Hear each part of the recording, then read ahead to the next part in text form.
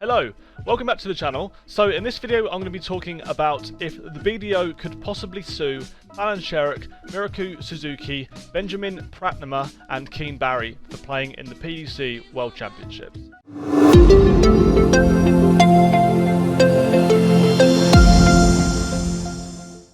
So, if we cast our minds back to October 2019, it was the qualifiers for the BDO World Masters and the BDO World Professional Championships. This was the tournament that saw fake names in the draw, a complete redraw of the whole event. The draw is going to be redrawn. No prize money for the youth until Dean Winstanley created a GoFundMe page to raise money for the youth, and then the BDO 30 minutes later to announce that they were actually going to pay out to the youth.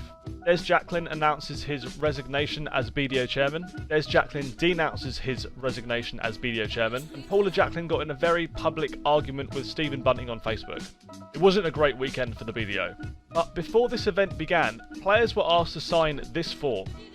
So the form reads, Participation Agreement Addendum. I, the undersigned, have qualified and registered to play in the 180 L-Style World Masters qualifiers and the BDO World Professional Championship qualifiers. I hereby agree that should I qualify for any of the above aforementioned tournaments, then I will not play within the PDC World Championships in December 2019.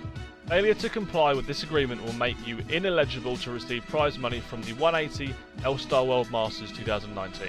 Any prize money earned will not be paid, or any prize money already paid must be repaid to the British Darts Organisation.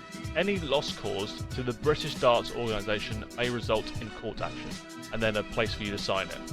So there's a lot of things I find strange about this contract. It's not a very good contract. But what seems strange to me is in the first paragraph they discuss if you qualify for the World Masters or the World Championships you can't play in the PDC, and in the second paragraph it only discusses punishments for the World Masters but not the World Championships, which doesn't make sense to me. I don't understand why they included the World Championships in the first paragraph if there's no punishments for it.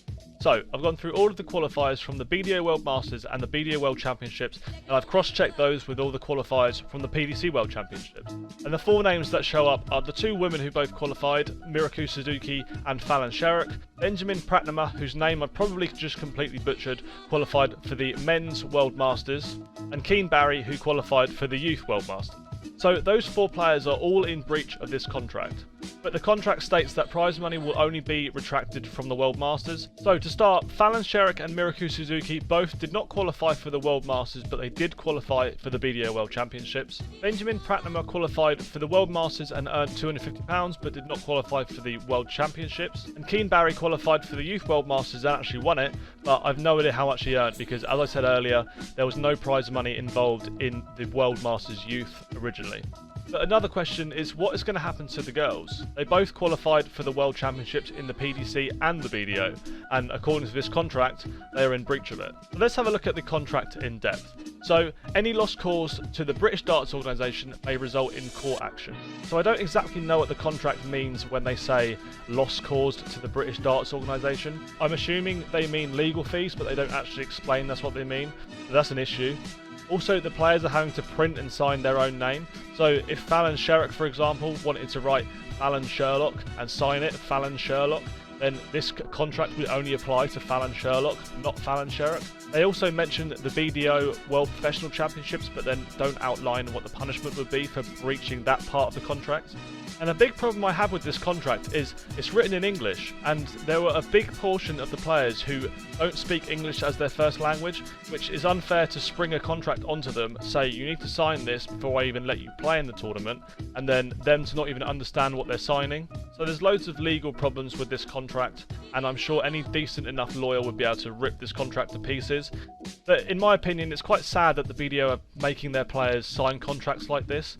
It can potentially limit their development as a player, or stop them from putting food on their own tables, and it makes you think what other contracts might come up in the future in the BDO. What other hoops are players going to have to jump through to play in these tournaments? It's almost like the BDO are punishing their players for trying to progress their own careers with the mentality you will get what you're given and that's that, which is a very similar mentality to what the BDO had back in 1993 when all those players decided to split off and make their own darts competitions. And we all know what happened there. So let me know in the comment section below, what do you guys think about this contract? Is it a load of rubbish? Do you think the BDO BDO actually have a leg to stand on when it comes to suing any of these players for breaching this contract? Also, what do you think they can even sue them for other than the prize money earned in the World Masters? It's really quite a strange situation, so let me know what you think about it. Thanks for watching the video, guys, and I'll see you later.